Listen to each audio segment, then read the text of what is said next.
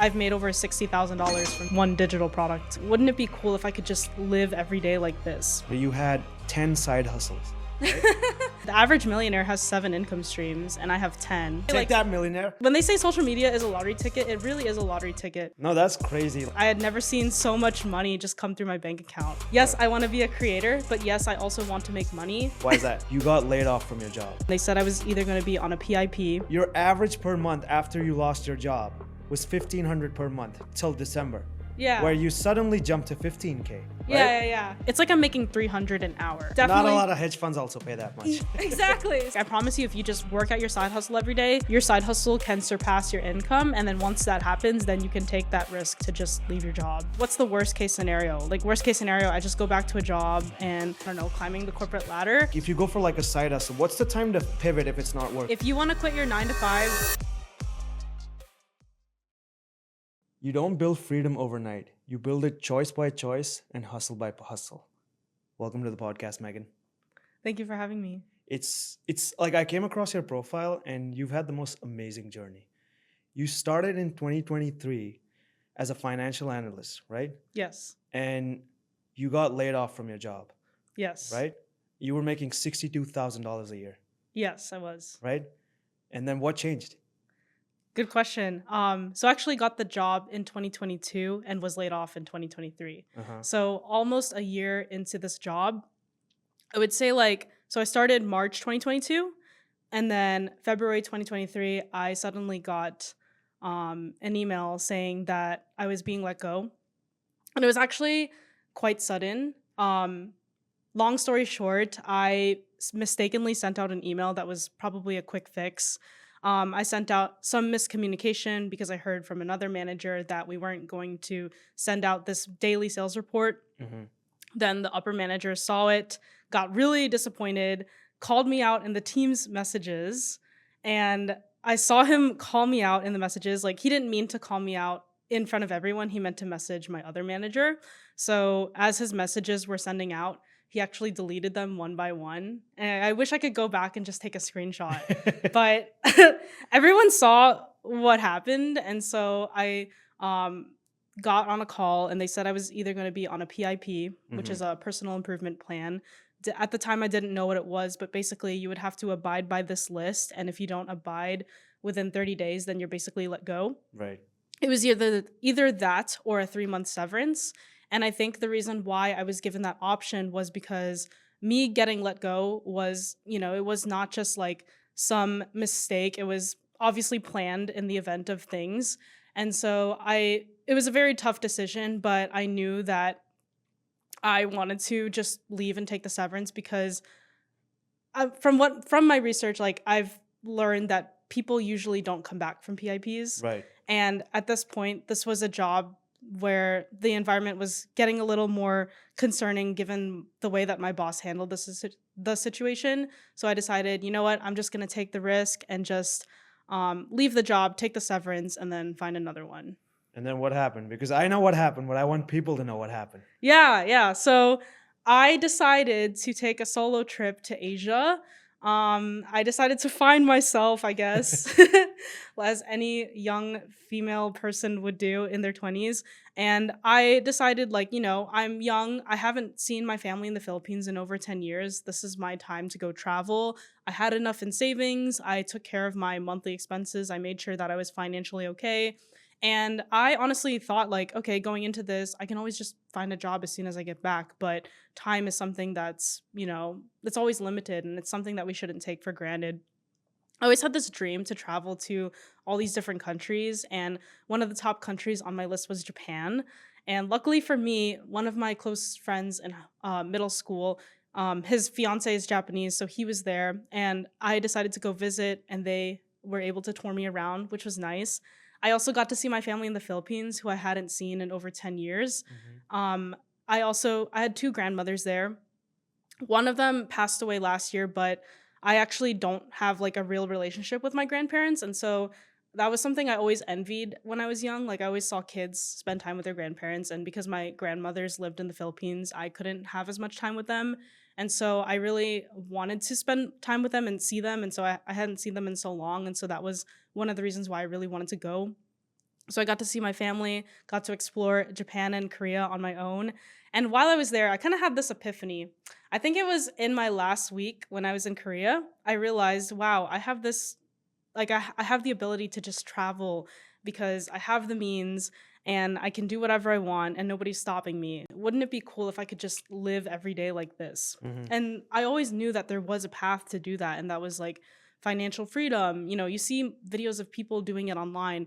They're like creating content or they're making money online. And I knew that the job, you know, to get there wasn't going to be easy because to be a successful creator requires posting every day or posting consistently.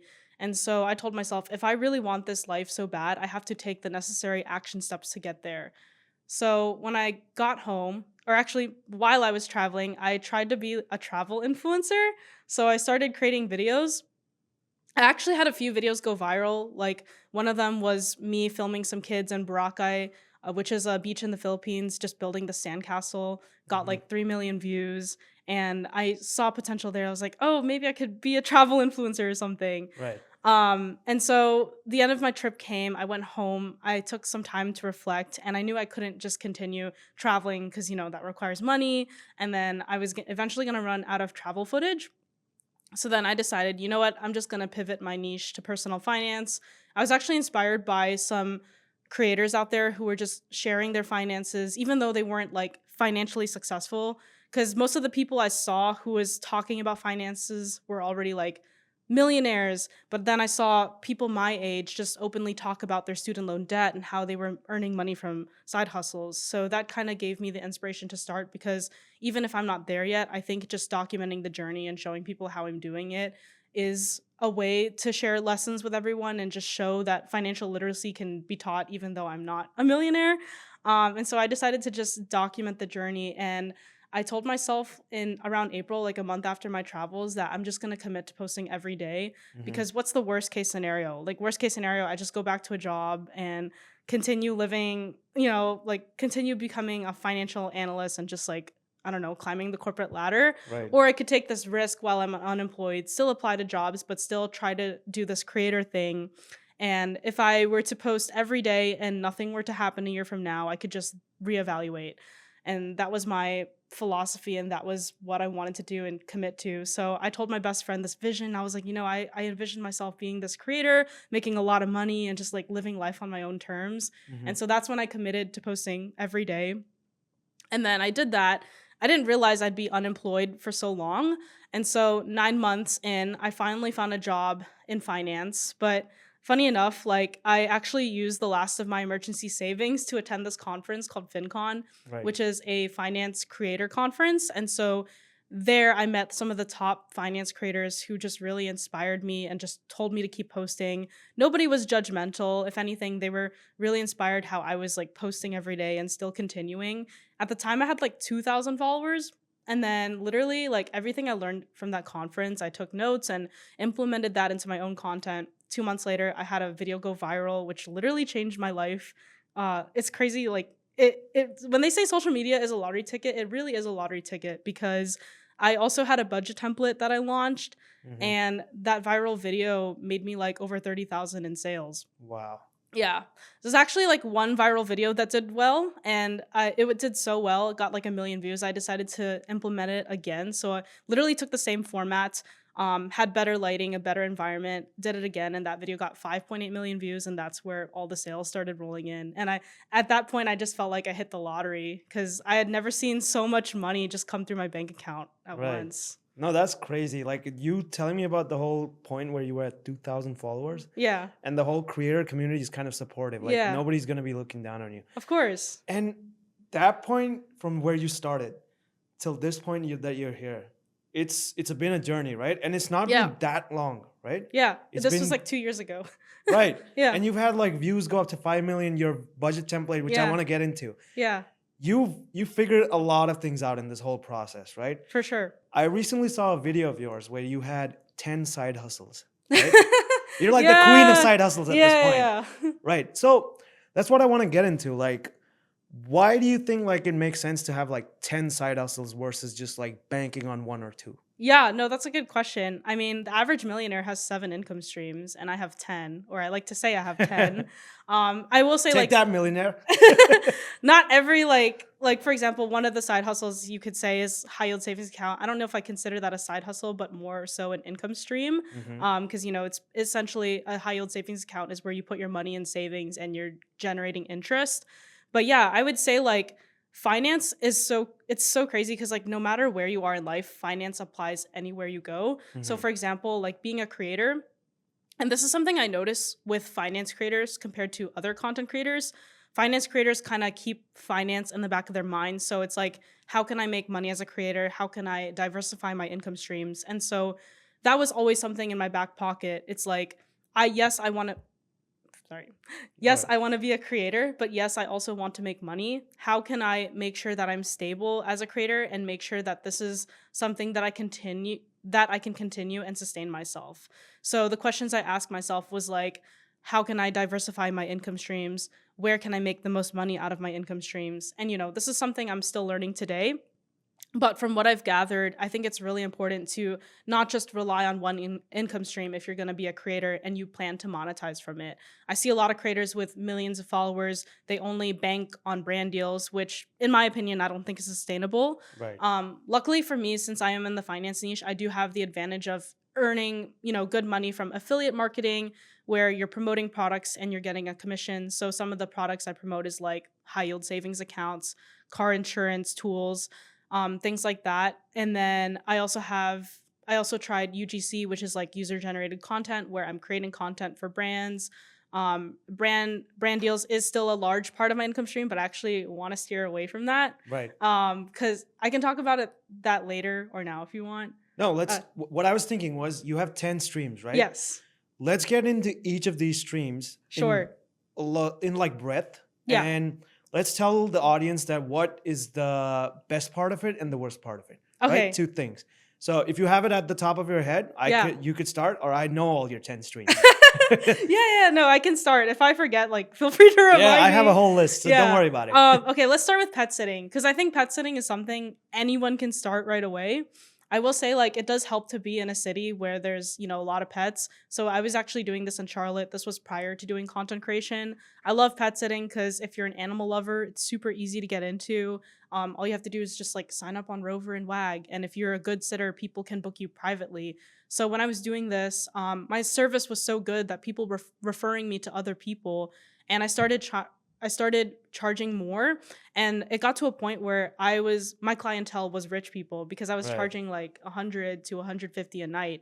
And so with that comes like less responsibility because some of these rich folks that I was watching pets for had backyards with fences. So my job was essentially to just open the door, let them out, give them their food, and make sure they have their medication. And it's nice because it's like the higher your clientele is in terms of like income, the higher you can charge and the easier the responsibility is because they trust you. And it's like they have all the resources. They have a big house, they have a big yard. And Right. so my job is just to do the best that I can to give them the best care and make sure that I'm communicating back and forth Mhm. and making sure that their pet's okay. So, pros of pet sitting is easy to start. Literally anybody can start. I had no experience when I started. So, if you're saying like, "Oh, I don't have experience," like that's just an excuse. Right. And so anyone can start that. You can earn good money. The con is like it does take up time. So when I was pet sitting, I would stay overnight in people's homes. And so sometimes people don't have that capacity, especially if they're in the medical field and work like 12-hour shifts. But if you work remotely, it's a great way to earn extra money. Um, but yeah, I would say those are the pros and cons. And then for content creation, that's where like a lot of my income streams come I from. believe like 6 income streams and like Yeah. all content. Yeah, 6 of them. So, brand deals, pros is like you can make a lot of money. Cons is it comes and goes. It's very like cyclical. It's not a steady income stream. You're Right. kind of reliant on inbounds. Well, you can do outbounds, but Hey there. Thank you so much for watching. I really love the work that I'm putting in for you guys. And it would mean the world for me if you could just hit that subscribe button. Back to the podcast. You would have So to if you had pitch. to like explain what is inbound and outbound, what is Yeah, it? yeah, yeah. So inbound is like brands coming to you, Mm-hmm. and of course, like they're gonna come to you if you have like lots of content, lots of followers. It's easier to get more inbounds. So that's when brands reach out to your email, and I have my email in my profile. Outbounds is you essentially like pitching yourself to brands. So like me emailing Walmart and say, hey, like I want to do a video together. So I would say pros for brand deals is they can pay a lot. Cons is like you lose creative control because sometimes the brand has a specific way that they want you to tell your content or make the content, and also they do the reason why you're able to make a lot is because they they you also get paid for usage rights and whitelisting, so basically they boost your ad. So the con is like you don't want to dilute your audience with too So many so brand just deals. like complex words, usage and whitelisting. What does it Yeah, mean? oh my gosh, I realized I have to you're describe you're this. being technical. Yeah, I know. Okay, so usage rights is like the right for the brand to boost your ad. So for Right. example, like I make a video, the brand can put money behind the video to like have it pop up more to my followers. Heard. So you know when you're scrolling on Instagram, for example, and you see a post that says sponsored, Right. the brand is essentially paying money. They're paying ad dollars for that video to show up more to Mm, your face. okay. So that's So like that's an usage added rights. advantage, right? It gets you more following as well. Sometimes it depends. Okay. Like I think the goal when they do that is for them to click on like shop now or Mm, like download now. So their goal is to get the customer to buy whatever they're selling or download whatever they're promoting. okay. So more so on the brand side, not necessarily a benefit to me. The cons of brand deals is it can dilute like the trust with audience. Like if you're doing too many of them, Right. a lot of people like will probably look at you as a sellout. Like they don't like to see too many brand sponsorships. So when I do it, I'm very picky with who I work with, and I make sure that I pick people whose products I align with or products that I would use. um, Affiliate marketing pros is that you can make a lot of money if your content is good and your content can generate leads. Affiliate marketing is essentially promoting something to your followers and earning a commission. So for example, if I'm promoting an Amazon product, like if I'm wearing a sweater and I say buy this and my follower buys it, I would get a commission. So Amazon would take like $20 and I would get like, I don't know, a dollar or something like Mm-hmm. that. That's like the most common example.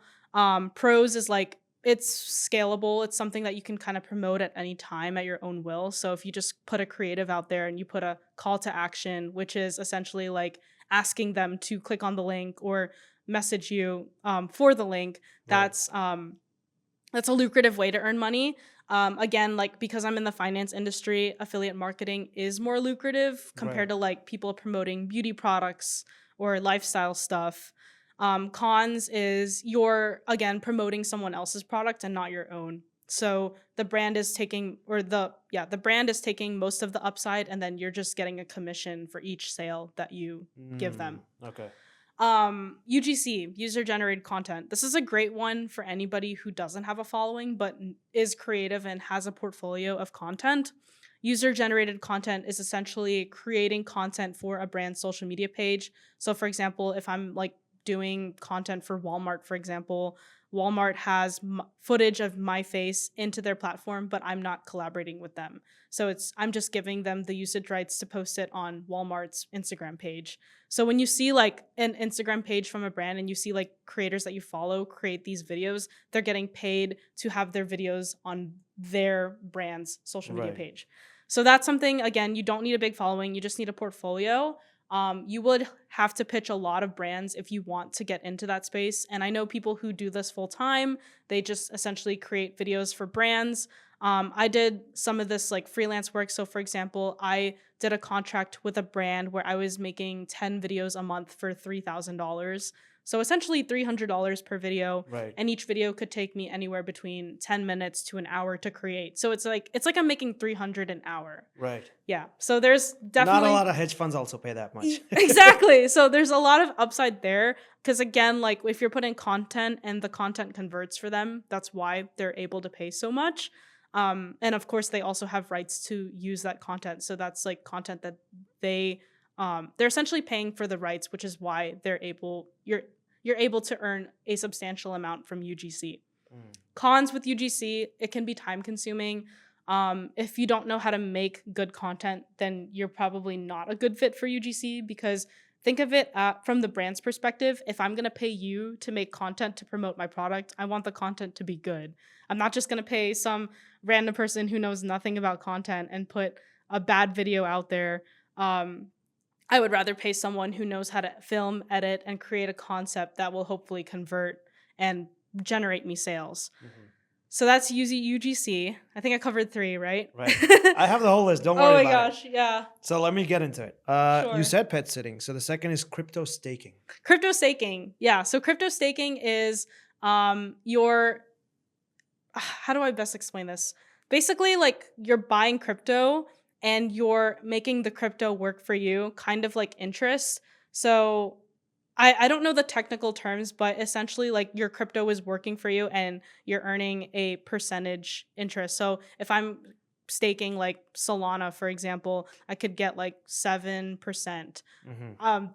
Don't quote me on that. Like, I don't know the exact percentage, but essentially Right. you're earning like interest on your crypto. Your crypto is being worked and you're getting a commission for that. In a way, it's similar to the high yield savings Yeah. concept, right? It's similar to that, except high yield savings is generally FDIC insured, whereas crypto is not. Right. So there are risks involved.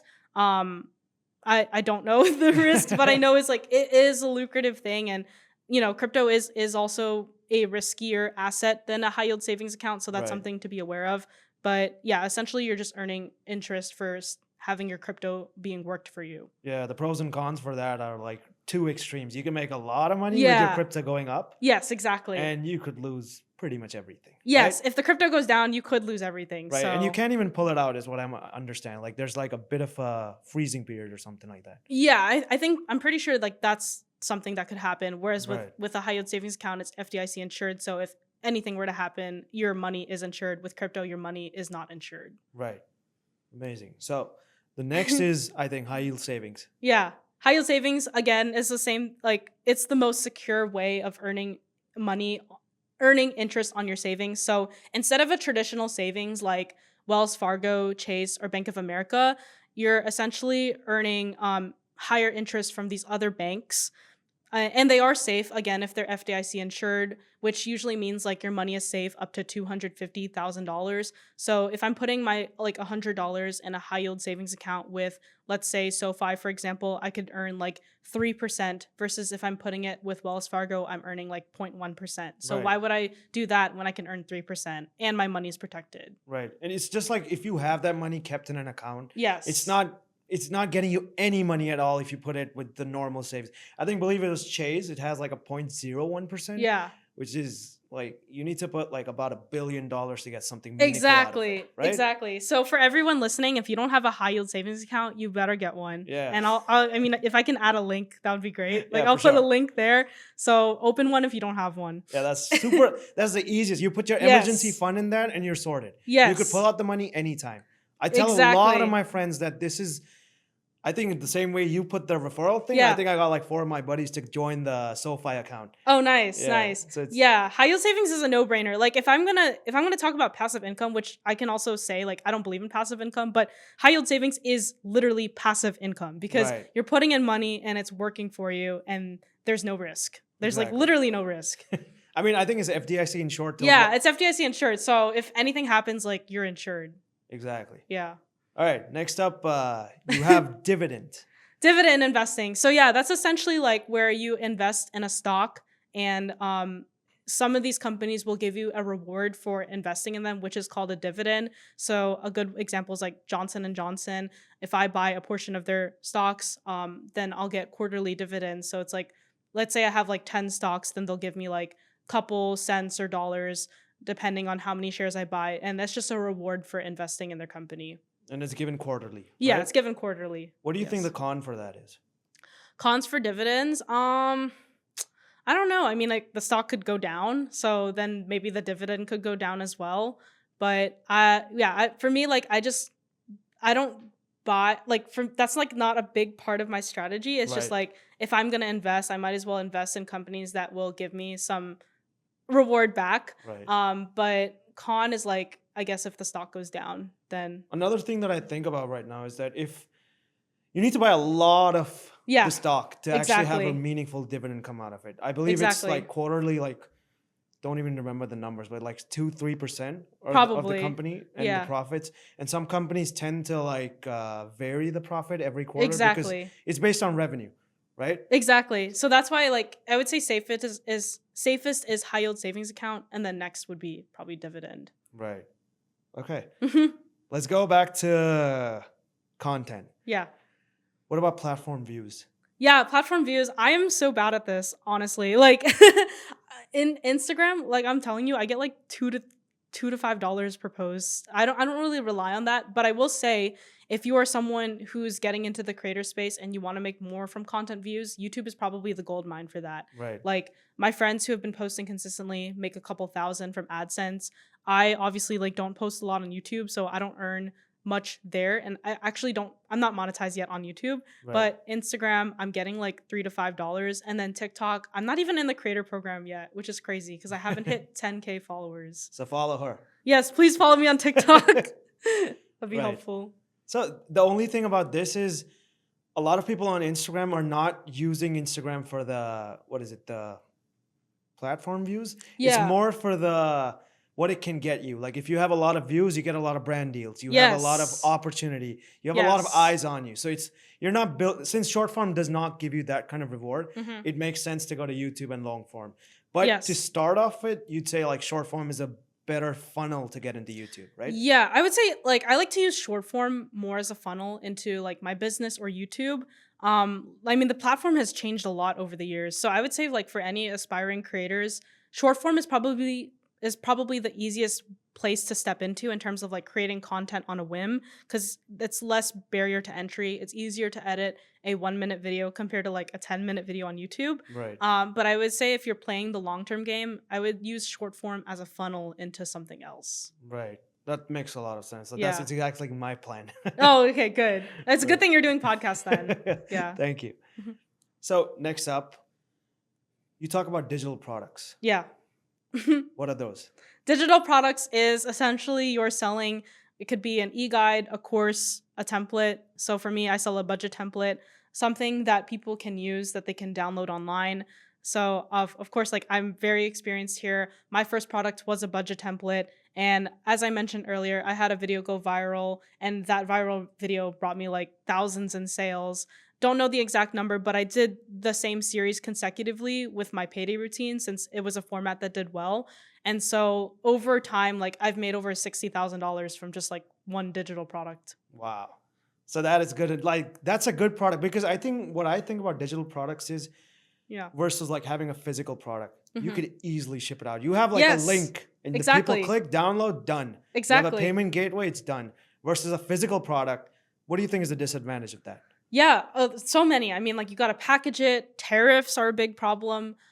Physical product is just like there's a lot more involvement in the process. You have overhead, whereas digital products you don't really have overhead. I mean, you're paying like for me, I pay like 29 a month for a stand store, and so that's literally my overhead. That's my only overhead cost. Whereas Mhm. like for them to get the products free, I'm not getting any platform fees because I'm paying stand store.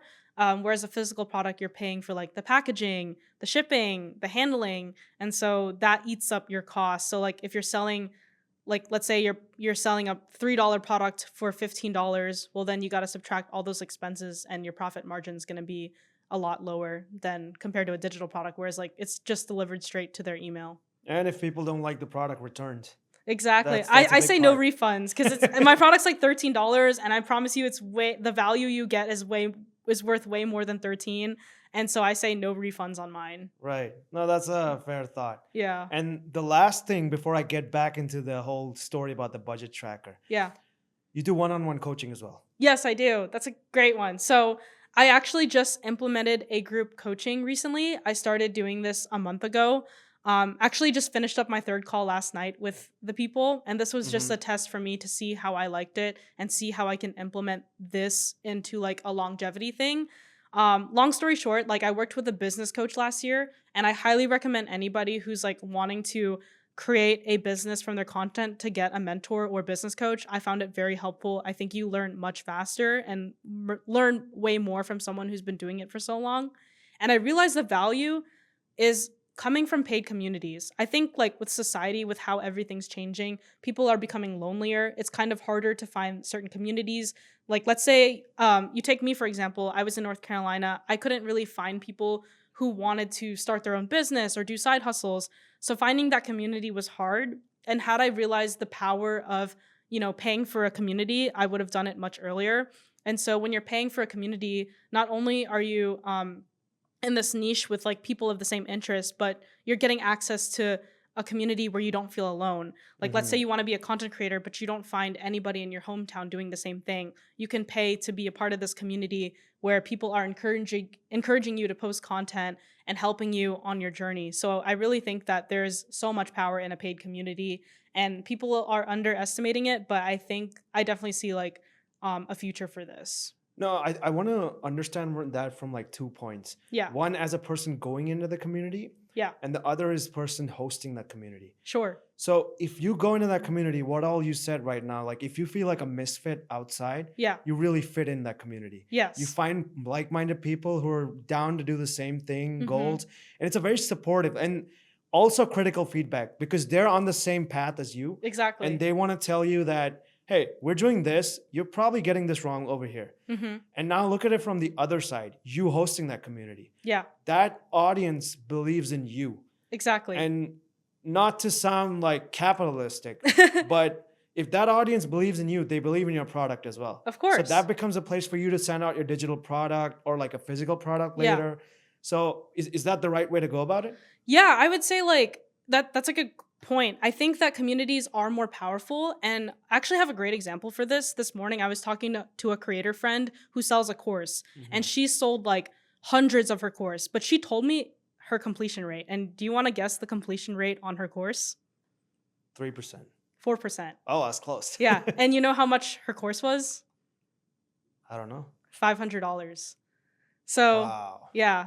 So I mean like I would love to hear your thoughts on this because for me it's like what's the point in selling a course and someone buying it and not completing it? Right. Because I think like we've already surpassed this moment of info products.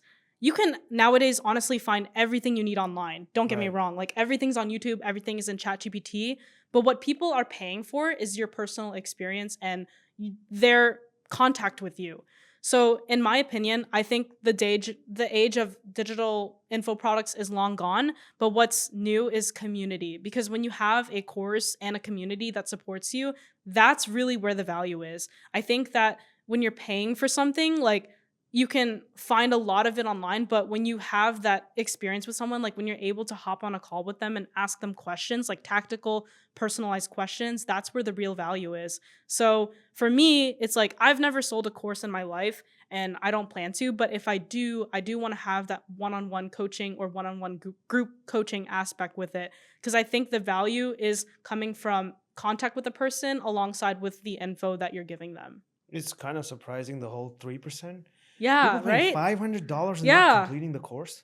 Yeah, exactly. And that is essentially it's their fault. It's like you're paying for it and you're not completing it. And then there's people who call courses a scam, but it's like the person who got scammed is the person who's buying it and not using it. Right. So that's why like people honestly just need accountability. It's like you're paying for a gym trainer and you're not going to the gym. Yeah. It's the same. Yeah, it's literally the same. Like you pay for a gym membership and you don't go.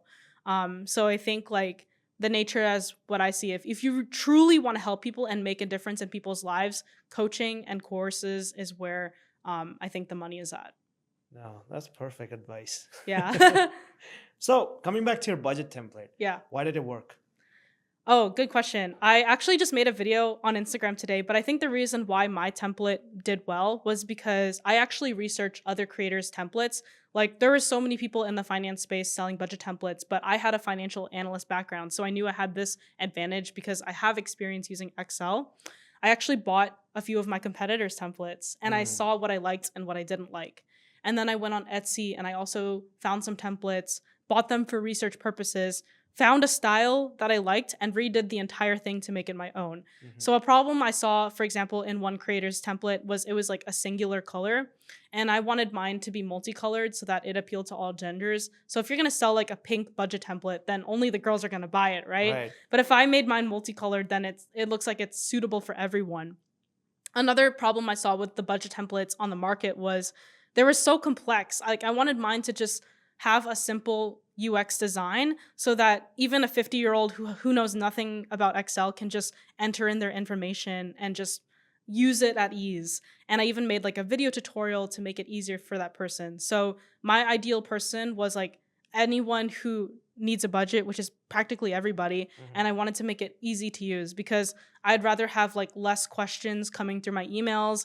I even have a Q&A section to kind of prevent that. So anytime somebody would ask a question, I would just like list all the questions there. And I made a tutorial so that even if you have no experience with Excel and you use my template, it'll be very easy for you. Like it's honestly dummy proof. I tried to make it so simple that like anyone can use it, ages, 10 to 60, whatever the case may be. Right. There's two things that I understood from what you said. One is you work backwards. You Yes. saw the customer first. Exactly. You were like, if the person's 60, if it's complex, if everything, you work backwards. You didn't start with a Yes. budget template and just put it out there. You Yes. did your market research, and then you basically saw the flaws, like the color thing. Yeah. It's a simple thing, Yeah. but that change broadened your audience, Yeah. right? I have to check out your budget template because Yeah, you should. right now what I do is I have this app, and a friend of mine recommended this to Yeah. me. All I do is put the expense and put the income. That's the only thing, and just Mhm. categorize it. So it's so manual. It's Yeah. as good as adding it to like a notepad. Yeah. So I have to check out your product. Yeah, my product's great because like you literally put either an income or expense, and then you put the category and you just enter the transaction, and that's it. All right, And you then got- it automatically populates everything for you in the month and in the year tab. So it takes like all your monthly data and puts it into a year spreadsheet. And then there's also a separate tab for like savings and debt. But I tried to like add every feature that I would use and make it as simple as possible. Because at the end of the day, it's like think of the everyday person using it, like you said, work backwards. And actually, that's my philosophy in life now. It's like look at the goal and then work backwards from that goal. Because when you understand like the end goal and you work backwards, you have a much better understanding versus like moving forward. Right, perfect. Yeah. You just got a sale out of it. Exactly. Right. So I think about it in a way where you had 10 side hustles right now. Right? Yeah. Lots of income streams. Right, but you started off with a travel influencer in mind, right? Yeah, exactly. That failed, Yeah. didn't it? And what was the time you realized that, and in general, like if you go for like a side hustle, what's the time to pivot if it's not working? Yeah, good question. It's interesting because like I actually the word failure is so interesting because I actually try to remove that from my vocabulary. Instead of Right. failure, I look at that as a lesson learned. Okay. So in my mind, like whenever I'm doing something, and I think this applies to anybody, like whatever you try and it doesn't work out, don't look at it as a failure. Look at it as a lesson. Like what can I learn from this, and what can I do to pivot, so that I learn from this mistake. So for me, like what wasn't working at the time was traveling. Like obviously traveling requires a lot of money. It requires a lot of content, and I wasn't consistently doing that. So where can I make content that's consistent and good use of my time? So prior to making travel content, I was also trying to be a food influencer. And the problem with that was I couldn't make content consistently because the amount of time it took to make the food, like cook the dish, edit the video, clean up. It was just like 4 or 5 hours of my time in one video. I admire food creators because honestly, I think they're the most hardworking. I've been there myself. Like it's a lot of work that goes into making that kind of video. But I would say like kind of look at your time and look at where you're spending your money, your time, your effort, and then ask yourself like, am I fulfilled doing this? And is this something I can keep up with for a while? So food content was a lot of fun, don't get me wrong, but it took a lot of time and effort, and I wasn't really seeing the results that I wanted. Whereas like finance content, I could just prop up my phone, talk in front of the camera, and have so much content put out there. And at the time, like I think TikTok was a bit more competitive. Like I wish I had done that in 2020, But like I said, I was posting every single day. So what was the fastest way for me to get content out there? And it was finance. So just spitfiring a video of me talking um, helped me build up those reps and helped me like post content every day. Because if I was doing food or travel, I couldn't post content every day. I So really like what you said initially about the failure part, yeah, that look at it as a lesson. That's exactly. something that I've also put in a different philosophy in my head. It's like, Yeah. if I fail, how can I make this the best thing that ever happened to me? Like, this failure should define me. Exactly. Yeah. Exactly. And that I think that's where you know if like you're meant for entrepreneurship, because entrepreneurship is literally a staircase of failures. Right. And I wouldn't even call it failures, like I said, I would call it lessons. So every time that you do something and it doesn't go your way, or maybe it's time to pivot, look at that as like, how can I learn from this and how can I move on? Because um like I said, everything that you do is not a failure, it's a lesson. And I think you should have that push you forward instead of push you backwards. Right. Megan, you say passive income is a myth. Yes, I love saying that. Why is that? I think there's so many people online who tell you like, "Oh, passive income, like you can make $10,000 with 5 hours of work." And granted, yes, you can get to that point, but why I say it's a myth is because there's just so much work involved that goes up to building passive income. I think that people fail to recognize like, all the hours of time that I put into making content before my budget template took off. I think like once people find that level of success and they capitalize it, it's easy to sell the idea of passive income to someone. Because if you sell that idea, they're going to buy your course and they're not going to use it, and then you make money and they don't win. So this is why I call it a myth, because um yes, there are some things that require less work later on, but when you're building passive income, it takes a lot of work up front, and a lot of people don't like to talk about it because they like to sell you this dream. But yeah, if you want to make passive income, like, I'm sorry, there's just no such thing as passive income. Yes, there's instances where people got lucky with like a viral video and their life changed, and maybe they work way less hours. Like, for example, I don't know, Charlie D'Amelio, she just did dancing videos and now her whole career has changed. But those are very, very, very, very few cases. But for the vast majority of people who want to build so-called passive income, worked a lot upfront. And a lot of people online don't like to talk about that. Right. There's shortcuts to get Yes, there, but it's, you can like just stumble upon like $1 million. Like, unless exactly. you're entering the lottery, which one of my friends is, and I really hope he gets it. But Yes, exactly. right. Yeah. It doesn't work that way. I think like a lot of people are not getting the idea about it. Hmm. So it's important for them. For sure. What do you think that people underestimate about the discipline and the consistency required? Yeah, I think people underestimate that it takes a lot of trial and error before you hit the one thing that takes you off. I think when it comes to business, like one of the people I really look up to is Alex Hormozy. I love I love what, that guy. I yeah, absolutely love both of them, Layla Hormozy and yes, Alex Hormozy. they're great. And I think people need to realize life is low key like a numbers game. Like you just have to keep trying and trying. And even if you want to look at it with content, like you can compare this in so many levels. For example, when I was trying to find my financial analyst job, I think I applied to like hundreds of applications, like tens of applications a day. But really what stood out was like, me having to follow up, me having to make these connections. It just took so much effort. But if you apply that to content, it's like the same thing. You have to make so many pieces of content until one of them blows up and essentially changes your life. And then once you have that opportunity, like once you have that viral format that works and brings you sales, that's when you know you need to double down on it. But essentially, life is a numbers game.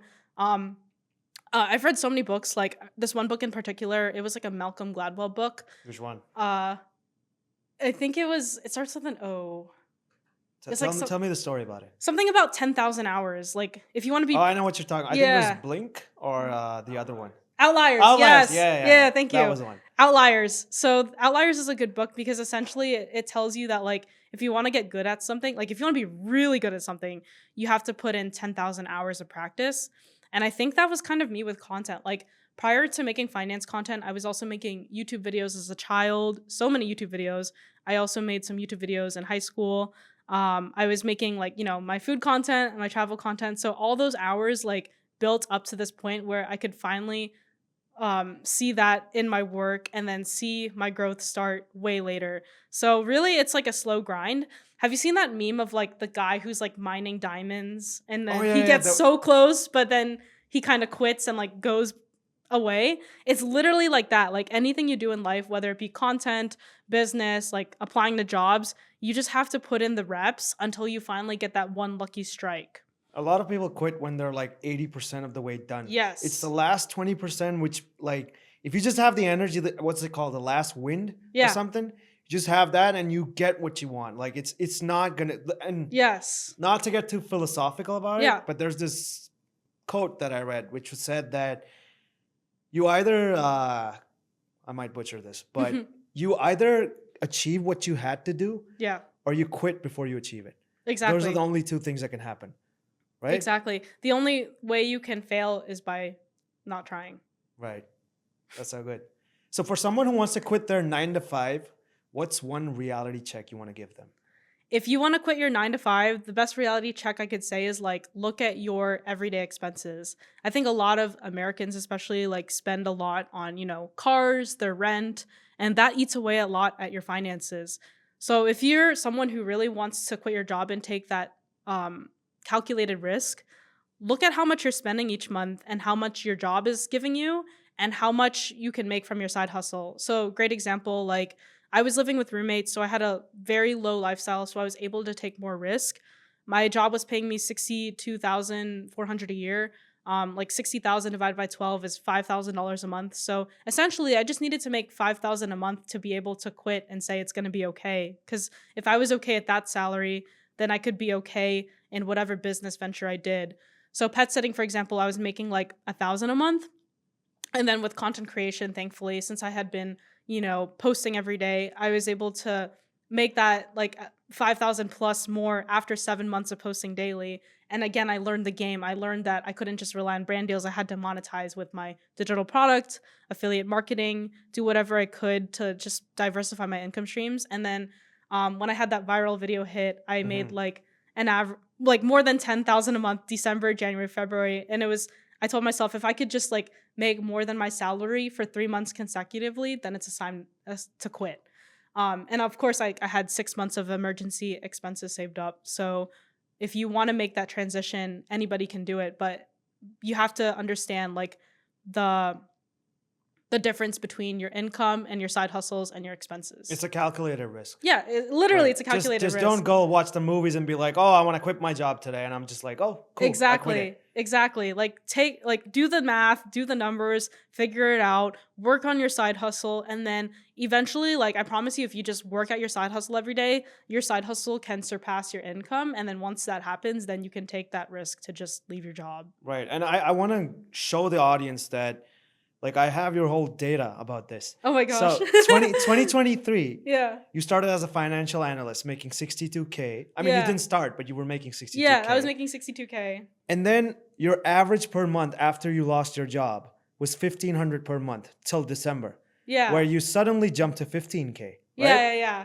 And then in 2024, you averaged 9K and netted about 110K. Yeah. And 2025 up till August, you made 92K already. Yeah, actually, I like as of now, like I've already surpassed like 100K. Right, but it was hard work. It wasn't easy, right? No, in the beginning it was hard work. I would say now, like my work is easier because I have like the systems in place and because I have a following, it's like easier to promote things and kind of earn more at scale. But in Right. the beginning, it was a lot of hard work for sure. Right, it's hard work to get that following as Yes, well. it is, Now you're for sure. leveraging it. But it's not Exactly. like you're not working less. You're working on different things now. Yes, I'm working on different things and I'm spending my time more wisely and I'm putting my money where the ROI is the greatest.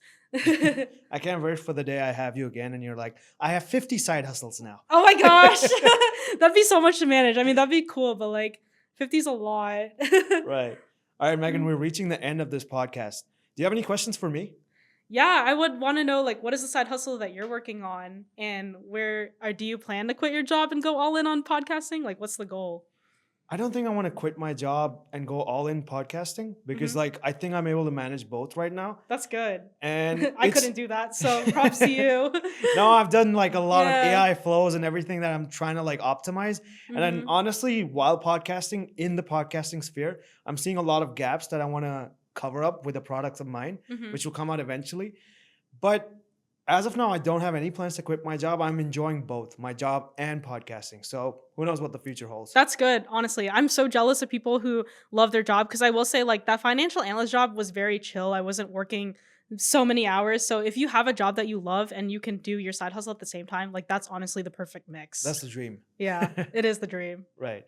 So, as a closing tradition for this podcast, I have the guests leave some advice for the audience, right? From what they've spoken about today. So, would you like to leave some advice? Yes, I'd love to leave some advice. So for the audience listening, a lot of you are probably in a situation like me where you've probably been laid off multiple times. You want to pursue something out of your 9 to 5. Maybe it's to achieve more freedom. Maybe it's to achieve more purpose. And I want to be the one to tell you that it's possible because I used to be that person who would watch these YouTube videos of creators doing this. And I used to think it was impossible. But once I started putting in the work and stayed consistent and stayed true to my goals, I realized that the potential is possible. So if you're listening here and you want to make that dream come true, I believe in you. Whatever it is that you do, whether it be content, freelancing, or whatever, just put in the reps, practice at it every day, and I promise you will get somewhere. What's the only thing that will stop you is you giving up. So never give up and keep going. That's really good advice. Thank you so much, Meghan. Thank you for having me. Of course. Before you go, I just had one more question. What was your favorite country that you went to? Ooh. Or a different question.